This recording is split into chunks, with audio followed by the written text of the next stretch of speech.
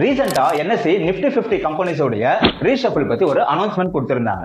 அந்த அனௌன்ஸ்மெண்ட் படி Britannia, BPCL இந்த ரெண்டு கம்பெனியும் நிப்டி 50ல இருந்து ரிமூவ் பண்ணிட்டு ஜியோ பினான்சியல் சர்வீசஸ் அண்ட் ஜொமேட்டோவை ரீப்ளேஸ் பண்றாங்க. இந்த ரீஷஃபிள் எதை பேஸ் பண்ணி பண்றாங்க அப்படின்னா ஃப்ரீ ஃப்ளோட் மார்க்கெட் கேபிட்டல் அப்படிங்கிற கான்செப்டை வச்சுதான் இதை ஷஃபிள் பண்றாங்க. So free float market capital அப்படின்னா ஃபார் எக்ஸாம்பிள் இப்போ ஒரு கம்பெனிக்கு டோட்டல் அவுட்ஸ்டாண்டிங் ஷேர் 100 குவான்டிட்டிஸ் வச்சுப்போம். அதோடைய மார்க்கெட் பிரைஸ் 100 rupees அப்படின்னா நமக்கு அதோடைய மார்க்கெட் கேபிட்டலைசேஷன் 10,000 rupees வரும். இப்போ அந்த கம்பெனிஸோட ஷேர்ஸ்ல ஒரு ஷேர்ஸ் ப்ரொமோட்டர்ஸ் கிட்ட இருக்கு, ஒரு 10 ஷேர்ஸ் வந்து கவர்மெண்ட் கிட்ட இருக்கு, ஒரு 5 ஷேர் வந்து ட்ரஸ்ட் கிட்ட இருக்கு. அப்போ 25 ஷேர்ஸ் வந்து பிரைவேட்டாவும் ரிமைனிங் 75 ஷேர்ஸ் வந்து பப்ளிக் கிட்டயும் இருக்கு. இப்போ பப்ளிக் கிட்ட எவ்வளவு ஷேர்ஸ் இருக்கு மல்டிப்ளை வித் அதோடைய மார்க்கெட் பிரைஸ் போட்டோம் அப்படின்னா நமக்கு 7,500 rupees வரும்.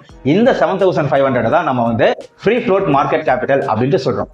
இப்போ ஜியோ பினான்சியல் சர்வீசஸ் அண்ட் ஜொமேட்டோவுடைய ஃப்ரீ ஃப்ளோட் மார்க்கெட் கேபிட்டல் பாத்தீங்கன்னா 1.5 டைம்ஸ் அதிகமா இருக்கு பிரிட்டானியா அண்ட் பிபிசிஎல் விட.